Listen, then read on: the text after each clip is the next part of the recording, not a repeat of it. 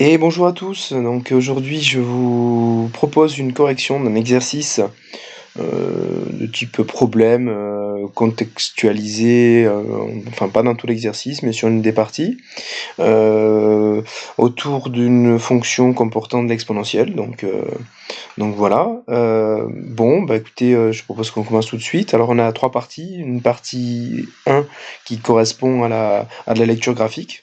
Donc on a un graphique qui est fourni, qui est donné et dont on nous propose de faire quelques lectures dessus. Ensuite, la partie 2, ce sera une étude euh, plus calculatoire. Et enfin, la partie 3, c'est là qu'arrive le contexte, avec une histoire d'une entreprise qui vend du parfum. Et donc voilà, bon, on est parti. Alors, on nous dit... alors je suis désolé, c'est peut-être un peu flou, j'ai pas réussi à faire mieux pour l'énoncer. Donc la courbe C qui est donnée, et la représentation graphique d'une fonction f, qui est définie sur R. Alors le R est pas très bien passé, hein. En fait il faudrait que ce soit R avec la double barre, voilà. On note f' sa fonction dérivée, les points A de coordonnées 3, E et B de coordonnées 4, 2 appartiennent à cette courbe.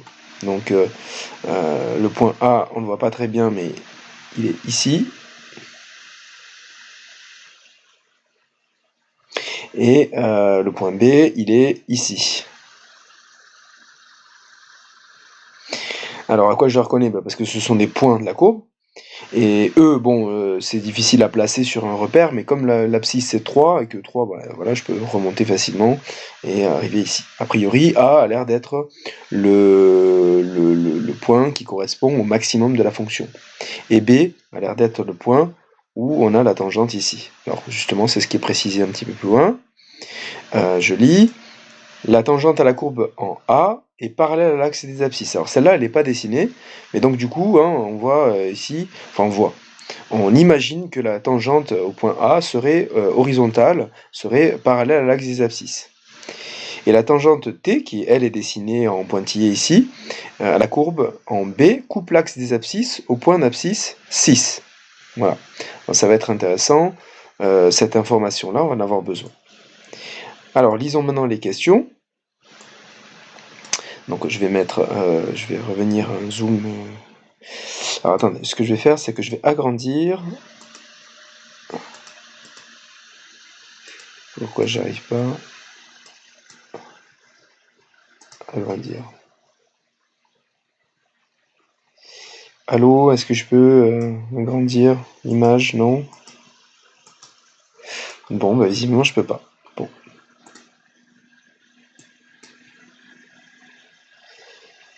Euh, Bon, c'est pas grave. Je vais pas perdre de temps. Alors, on y va pour la première question. Question, donc dans la partie 1, question petit 1. Alors, pour quelle valeur du nombre réel x de l'intervalle 3, 10 a-t-on f de x inférieur ou égal à 2? Alors, bon là, il faut faire attention parce que du coup, si on va trop vite, on va regarder un petit peu toute la courbe et on va se faire piéger. Attention de bien voir l'information qui est donnée ici. On nous dit bien l'intervalle 3-10. Donc ça veut dire qu'on va pas regarder toute la courbe. On va regarder seulement à partir de 3 et jusqu'à 10. D'accord? Donc ça, c'est la première chose. Et ensuite, eh bien, on nous demande finalement de résoudre en quelque sorte l'inéquation f de x inférieur ou égal à 2. Alors, bah, c'est un travail qu'on fait en seconde, ça. Hein, donc, ce que je vais faire, c'est que... Alors, j'espère que je vais me souvenir. Voilà, c'est comme ça. Donc, on va placer la règle... Voilà, à 2. Alors, est-ce que je vais réussir à faire un trait? Alors ça, c'est rien n'est moins sûr. Je vais le faire en rouge. Ah bah si, ça marche très bien. Parfait. Donc, bon, je vais pas aller au-delà. Est-ce que je peux l'enlever maintenant? Oui, comme ça. Donc, une fois que le trait est tracé, je regarde.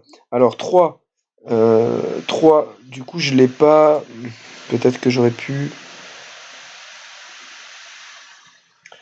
Ouais, non, ça va pas faire...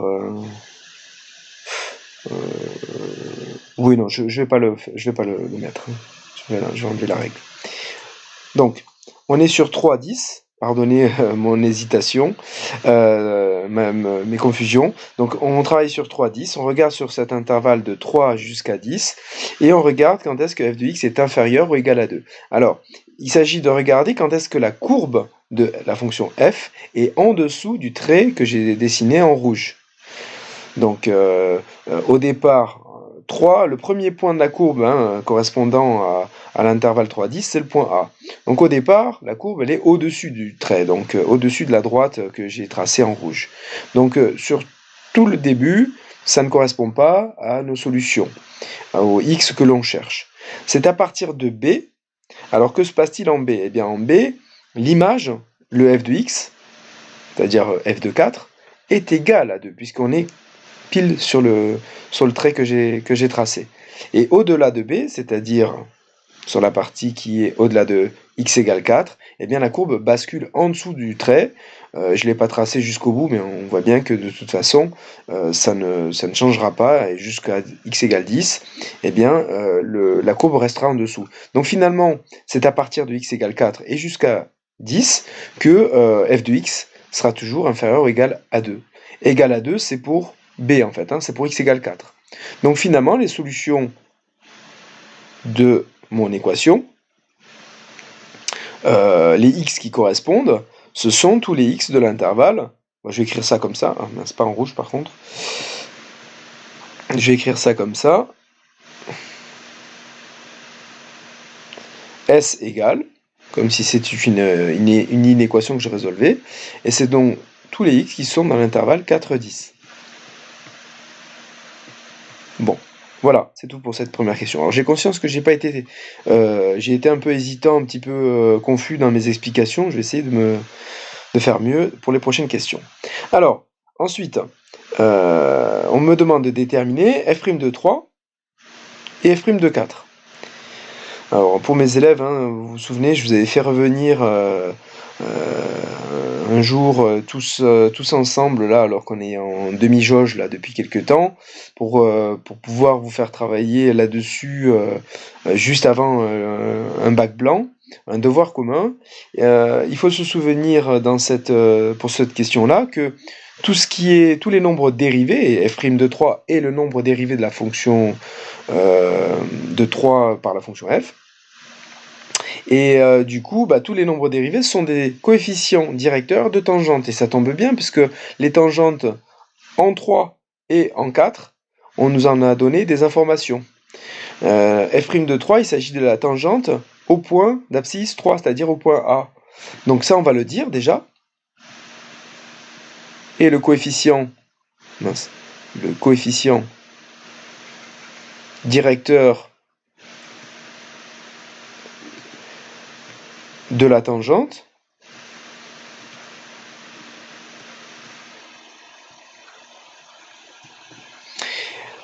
en A. D'accord? En A, puisque c'est A le point d'abscisse 3. D'accord? f' de petit a, c'est le coefficient directeur de la tangente au point d'abscisse petit a. Là, c'est 3, le petit a, donc voilà. Et il s'agit du point A, justement. Or, celle-ci, comment est-elle? Eh bien, on nous a dit dans l'énoncé que la tangente, je vais le surligner en vert ici, la tangente en A est parallèle à l'axe des abscisses. Alors, attendez, je vais décaler un petit peu pour que je puisse surligner toute la phrase. Voilà. Donc ça va me dire que le coefficient directeur, dans ce cas-là, c'est qu'il est forcément nul, il est égal à 0. Or, celle-ci, donc quand je dis celle-ci, je parle de la tangente, et alors je vais pas mettre parallèle à l'axe des abscisses, pour aller plus vite, je vais mettre horizontale. Donc, f' de 3 est égal à 0. Et voilà. Alors souvenez-vous que quand on a une droite qui, entre guillemets, monte, on aura un coef directeur positif, d'accord si on a une droite qui descend, on aura un coef directeur négatif.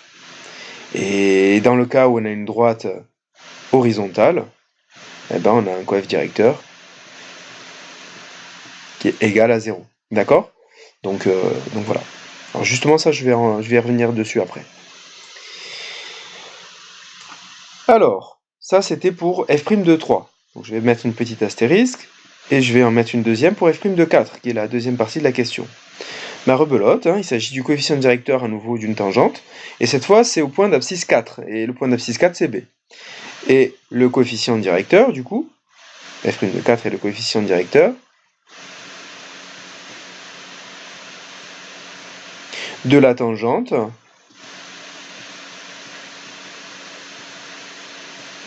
en B.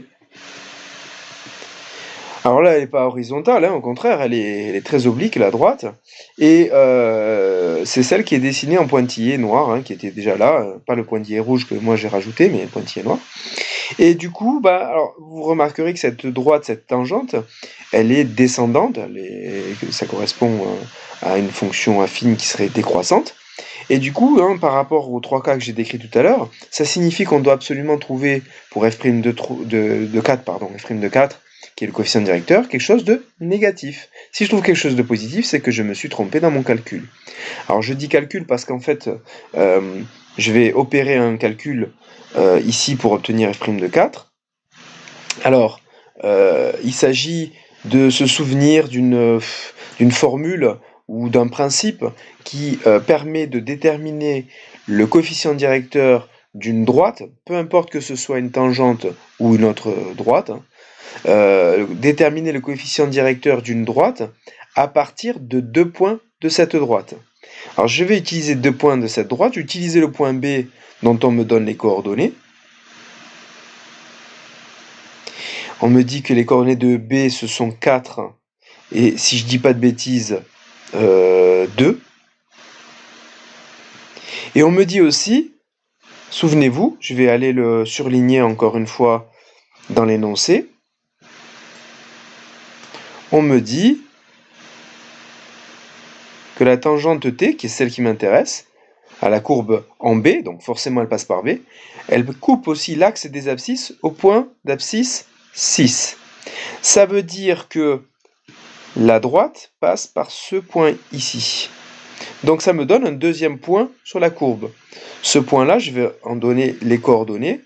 Je pourrais le nommer, on pourrait le nommer C, je vais le rajouter sur le dessin.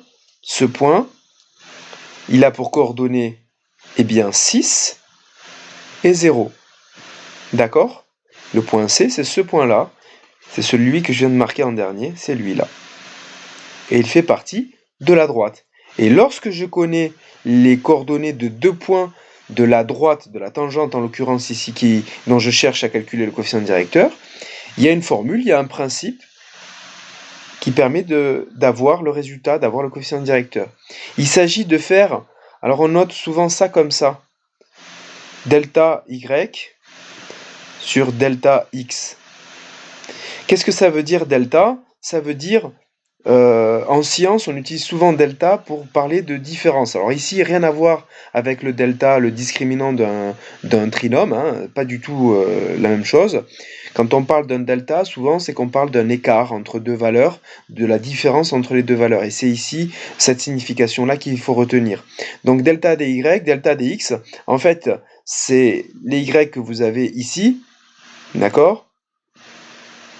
Et les x, ce sont les valeurs que vous avez ici, ce sont les abscisses et les ordonnées. Donc en fait, ce qu'il faut retenir, c'est que pour avoir le coefficient directeur, une fois qu'on connaît les coordonnées de 2 points, eh bien on soustrait les ordonnées. Donc si je commence par le point B, ça fait 2 moins 0. D'accord ? 2 moins 0. Alors puisque j'ai commencé par le point B pour les y, je vais aussi commencer par le point B pour les x. Donc au dénominateur, pour le delta des x, pour la différence des x. Donc ça va donner 4 moins 6.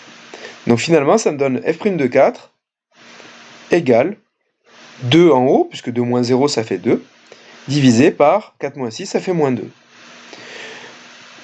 Ce qui donne au final moins 1.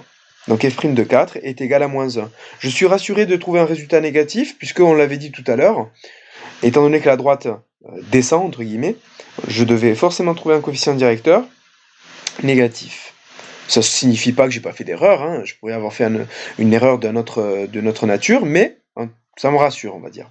C'est une semi-vérification. Voilà pour cette partie 1 et pour la lecture graphique.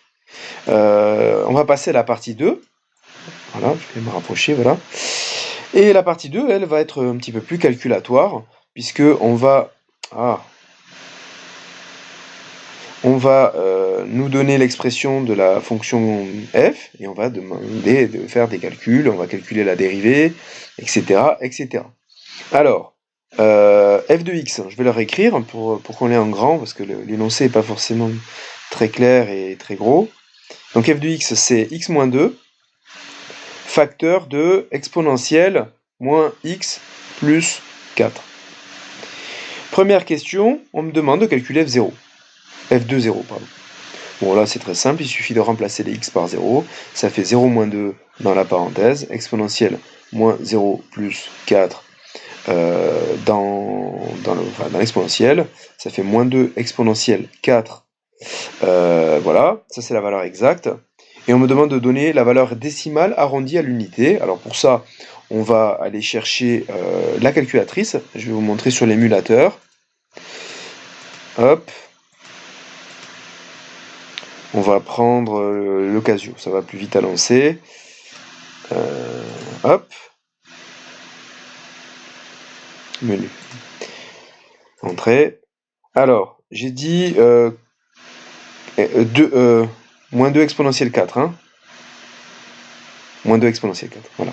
Alors, moins 2 exponentielle est souvent donc couplé avec la touche ln. Donc là, il est en secondaire. C'est souvent comme ça. Moins 2 exponentielle 4, entrée. Donc ça fait moins 109,19. Alors je crois qu'on nous demandait d'arrondir au dixième. Du coup, je regarde l'énoncé. Hein. Question 1, donner la valeur décimale arrondie à l'unité. Pardon, à l'unité. Donc là, l'unité, ça veut dire qu'on s'arrête au 9. On regarde le chiffre suivant, c'est un 1. Donc pas de raison de toucher au 9. Donc on va laisser moins 109. On va mettre environ égal. F de 0, environ égal à moins 109. Ok. Très bien. Voilà pour cette première question. On passe à la question 2. On me demande de calculer f' de x et de montrer que f' de x est égal à une certaine expression. Donc en gros, on me donne un objectif. Hein. On ne me demande pas simplement de calculer f', on me demande de trouver une certaine expression. Bon, au départ, on ne va pas se casser la tête. Alors avant d'écrire f', je vais d'abord détailler un petit peu. Il s'agit d'une fonction qui se présente sous la forme d'un produit, x-2 d'un côté et l'exponentielle de l'autre. Donc je vais utiliser la formule de dérivée de u fois v. U fois v, je vais l'écrire en rouge, qui, je le rappelle, se dérive de cette façon-là. La dérivée de uv, c'est u'v plus uv', ou v'u, des fois on voit écrit. Moi j'écris uv'. Donc je vais poser le u et le v dont on a besoin. Donc on pose u de x égale le x-2, c'est le premier facteur du produit. V de x, c'est le deuxième, c'est l'exponentielle. Et on détermine le u' et le v'. U' de x, c'est 1, parce que x donne 1 et moins 2 donne 0. Et v', alors pour v', il va falloir déterminer la dérivée d'exponentielle moins x plus 4. Alors on sait que la dérivée d'exponentielle, mais du coup ça sous-entend d'exponentielle x, c'est exponentielle x. Mais là on n'a pas exponentielle x. Et à partir du moment où c'est plus x qu'on a dans l'exponentielle, c'est qu'on est déjà sur une autre formule. Et la formule en question, c'est exponentielle u. Et la dérivée d'exponentielle u, c'est u' exponentielle u. Alors ça, bon, c'est une formule qui normalement est pas tout à fait au programme de première. Au programme de première, on trouve plutôt la formule qui est la suivante. C'est la dérivée de quelque chose qui est de la forme ax plus b. Exponentielle à x plus b. Et on vous dit que c'est a exponentielle à x plus b. Bon, alors pourquoi je n'utilise pas moi cette formule-là? Parce que pourquoi donner une formule que l'on va abandonner en terminale? C'est-à-dire que cette formule-là, elle est absolument pas efficiente dans plein de cas, et alors que cette formule-là que j'ai donnée en premier, elle n'est pas beaucoup plus difficile à retenir, et du coup, elle va fonctionner dans tous les cas, quoi. Donc moi, je préfère utiliser ça. Donc, et c'est celle que je donne, moi, à mes élèves de première en cours. Donc celle-là, je l'utilise pas. Alors, U', c'est quoi? Ben, ça va être la dérivée du u, c'est-à-dire du u de l'exponentielle u, c'est-à-dire du moins x plus 4. La dérivée de moins x plus 4, ben, c'est moins 1. Et exponentielle u, en fait, hein, retenez que de toute façon, l'exponentiel qu'on a au départ, on le retrouve à l'arrivée. D'accord? Bah, une fois que ça c'est fait, eh bien, on a plus qu'à appliquer la formule et dire que f' de x finalement est égal à u', donc c'est 1, fois v exponentielle moins x plus 4, plus u x moins 2, fois le v', c'est-à-dire moins 1.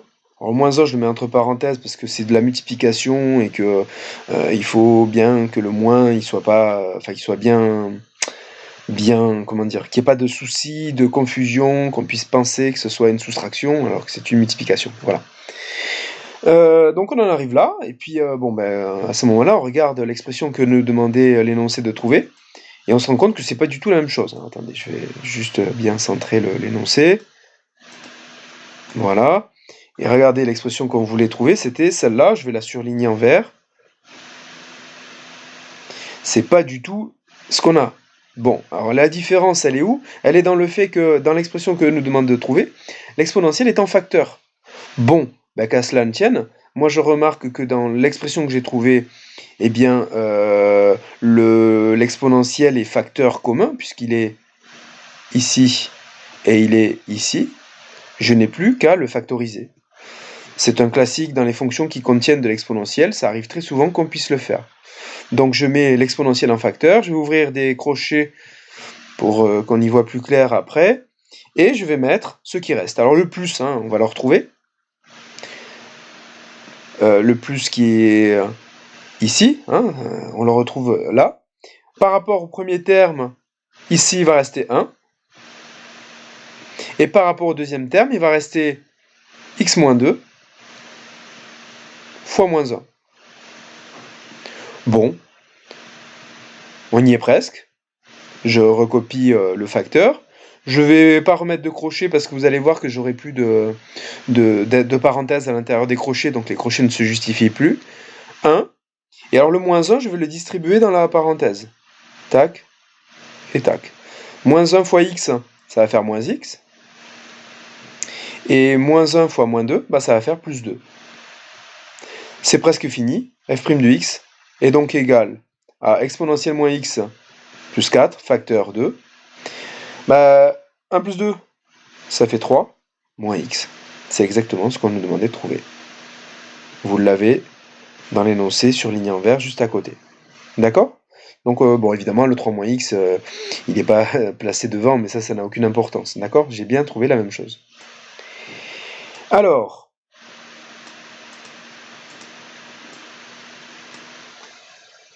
donc, on arrive... donc ça, c'était la question de petit a, hein, le calcul de la dérivée. Je ne l'ai pas mis, je vais l'écrire. De petit a. Et donc, j'arrive au petit b. Je descends. Je vais rezoomer un peu parce que ça a dézoomé. Je ne sais pas pourquoi ça fait ça des fois. Voilà. Et je vais répondre à la question petit b qui consiste à trouver le sin f' et dresser le tableau de variation de la fonction f. On s'en doutait qu'on allait nous demander ça. Hein. De toute façon, une fois qu'on a la dérivée, c'est souvent pour déterminer les variations de la fonction. Alors, bah, ça veut dire qu'on va dresser un tableau de signes, d'accord, de f' pour avoir les variations de f. Alors on est sur 0 plus l'infini ici, donc pas besoin d'aller sur R, hein. On pourrait le faire sur R parce que la fonction existerait, elle y serait définie, mais ici on nous impose de travailler sur 0 plus infini. On va reporter l'exponentielle qui fait partie de la dérivée, l'expression de la dérivée, le 3 moins x. Du coup, on en déduira le sin f', et enfin, les variations de f. Alors, l'exponentielle, il n'y a pas à réfléchir. Exponentielle de n'importe quoi, est toujours strictement positif. Donc c'est un grand plus. 3 moins x appartient à la catégorie des expressions de type affine. Alors moi, pour étudier le signe des expressions affines, alors je sais que dans certains manuels, certains professeurs donnent des règles à base de signe de A, signe de moins A, ce genre de choses, le A étant le A de AX plus B. Bon, moi je préfère avoir des considérations graphiques. Alors je vous explique. 3 moins x, c'est aussi moins x plus 3. C'est aussi moins 1x plus 3. Alors pourquoi je fais ça? Pour bien identifier le coefficient directeur de la droite qui représenterait la fonction affine définie par 3 moins x. D'accord? Le coefficient directeur, ce serait, je vais l'entourer en vert, ce serait moins 1. Souvenez-vous tout à l'heure, on a dit que quand le coefficient directeur est négatif, c'est qu'on a une droite qui descend.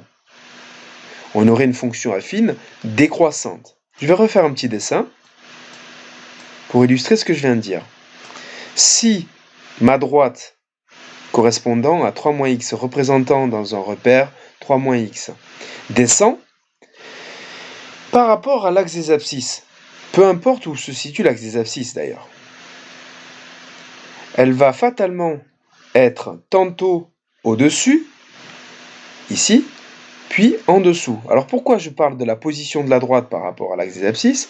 Eh bien parce que le signe d'une fonction affine, de manière générale, graphiquement se détermine en observant la position de sa courbe par rapport à l'axe des abscisses. Lorsque la courbe est au-dessus, et c'est le cas là de la droite avant ce point ici, eh bien la fonction est positive, et lorsque la courbe, et là c'est le cas de la droite ici, est en dessous de l'axe des abscisses, eh bien c'est que les valeurs sont négatives. La fonction prend des valeurs négatives.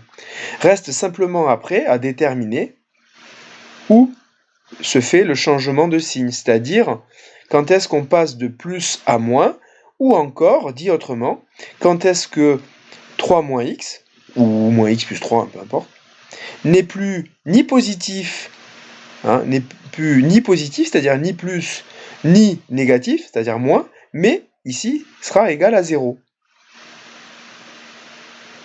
Ça me donne une petite équation à résoudre. Alors moi je vais, plutôt que de garder le x à gauche, je vais le balancer à droite, parce que ça va être beaucoup plus rapide. Je fais plus x des deux côtés, ça me donne 3 égale x. X égale 3 si vous préférez. Et en fait j'obtiens là toutes les infos que je veux à propos du signe de 3 moins x. Je viens de voir que 3 moins x, est-ce que je peux tout faire rentrer? Oui. Je vais l'écrire en noir, je vais le reporter dans le tableau. S'annule pour x égale 3, donc il y a le 3 qui vient s'insérer ici, 0 ici, et positif avant, donc ici à la place du point d'interrogation, en fait on aurait, je vais le remplacer,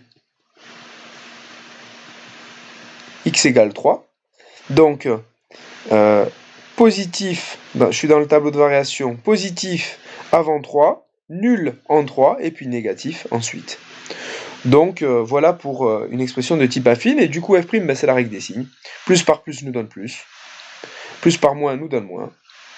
Et quand l'un des facteurs est nul, toute l'expression de la dérivée est nulle. Ce qui me donne une fonction finalement croissante, puis décroissante, en ce qui concerne la fonction f. En 0, on a vu que c'était, tout à l'heure, on nous l'a fait calculer, ça fait environ moins 109. Plus l'infini, on ne connaît pas encore la notion de limite qui, pour ceux qui la conserveront en terminale, en spécialité, l'étudieront à ce moment-là. Vous le verrez peut-être aussi en maths complémentaire, pour ceux qui choisiront maths complémentaire. Et là, on aurait f de 3, dont on n'a pas de valeur pour l'instant. Je vais me contenter pour l'instant de mettre juste f de 3. C'est tout pour cette partie 2.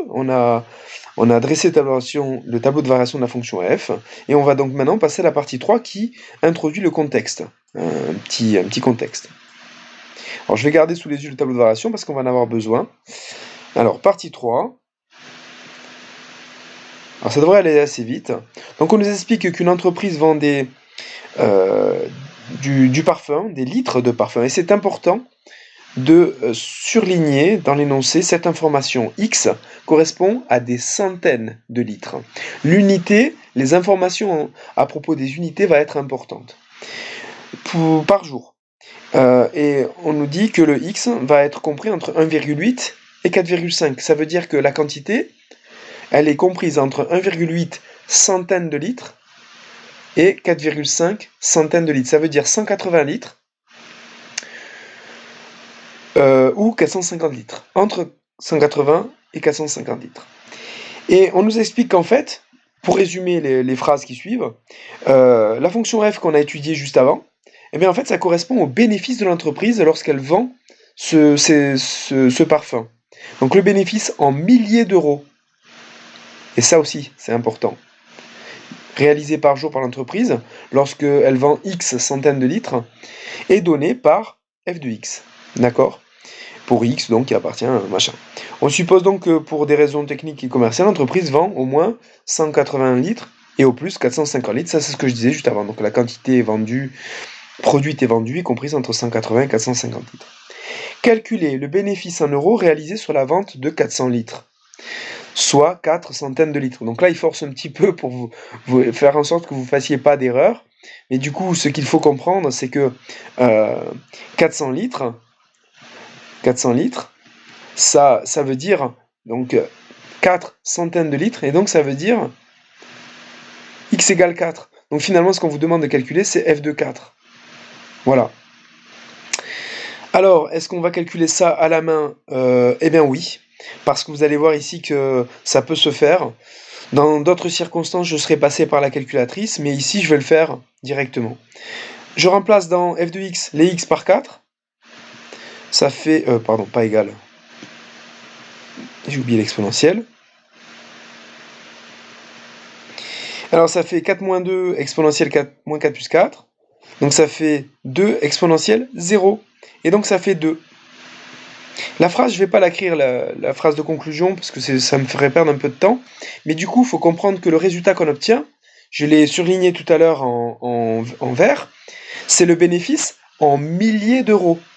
Donc ça signifie, si on devait faire une phrase de conclusion, que pour 400 litres de parfum produit et vendu, le bénéfice de l'entreprise s'élève à 2 milliers d'euros, c'est-à-dire à 2000 euros.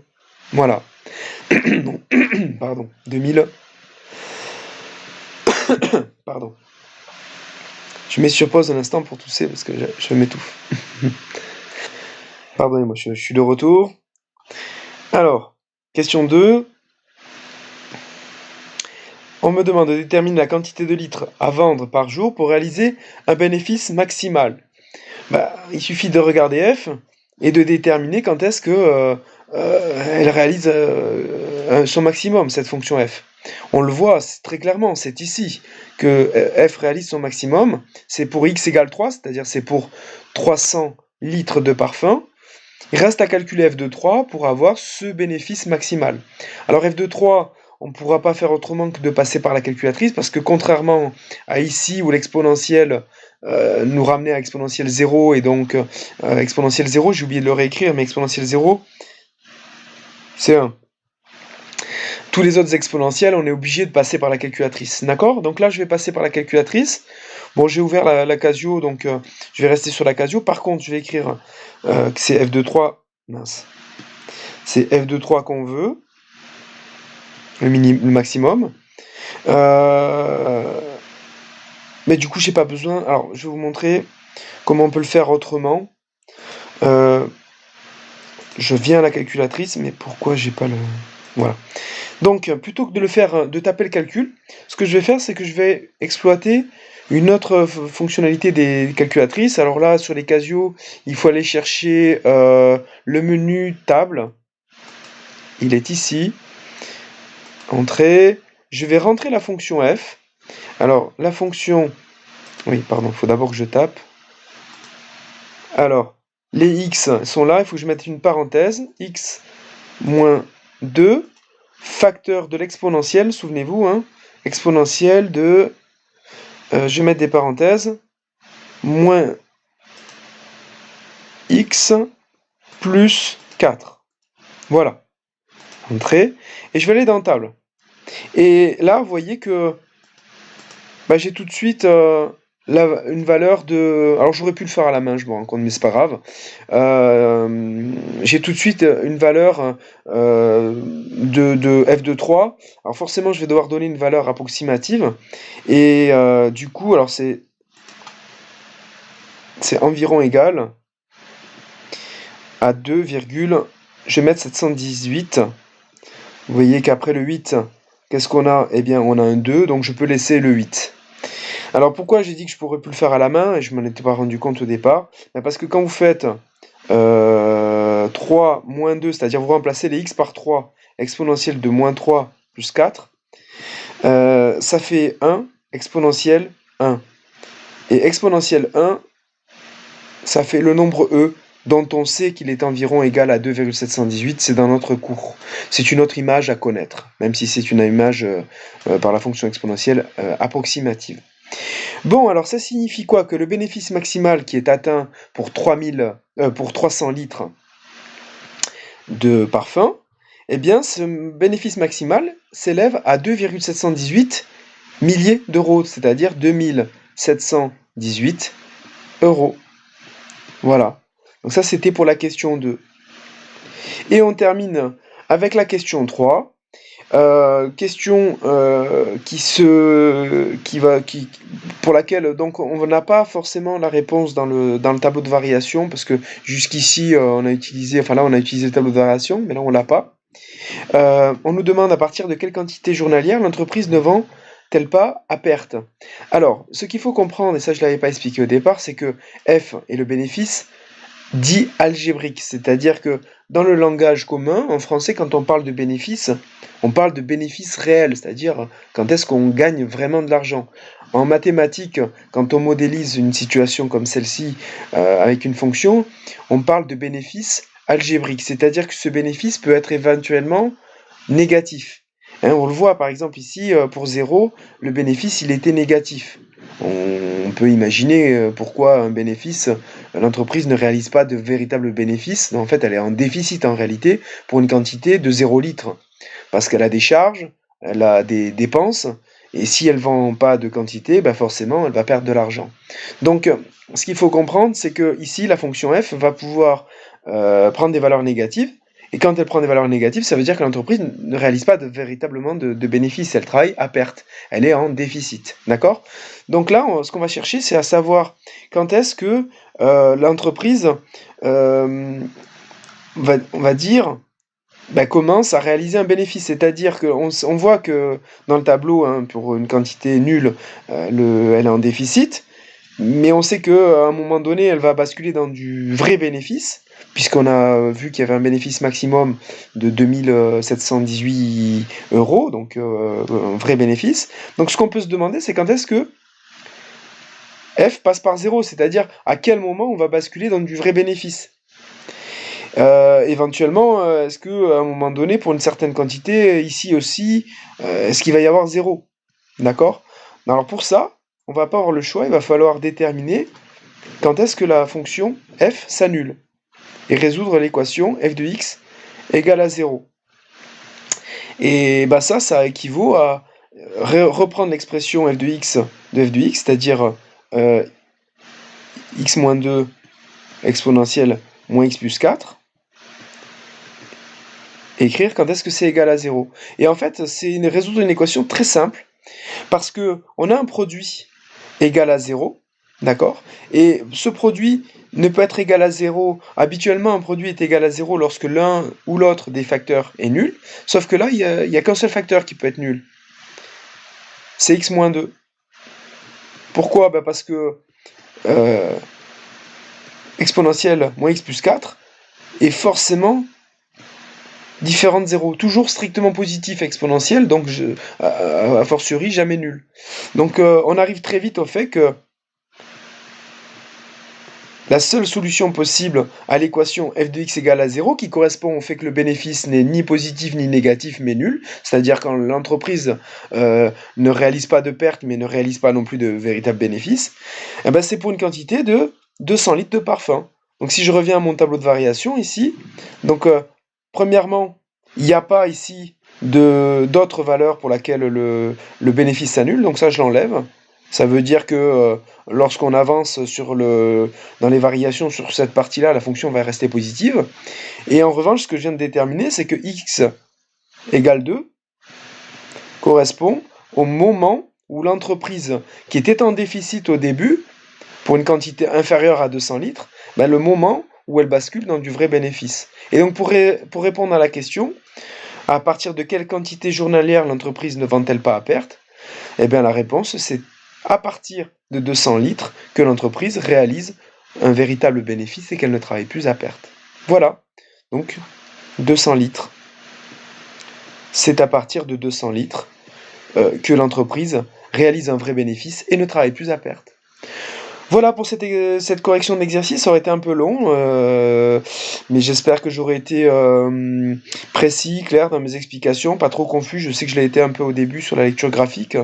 Bon, ben, en tout cas, j'espère que ça aura suffi à ce que vous compreniez. En attendant la prochaine vidéo, je vous souhaite à tous une bonne fin de journée. Je vous dis à très vite. Au revoir.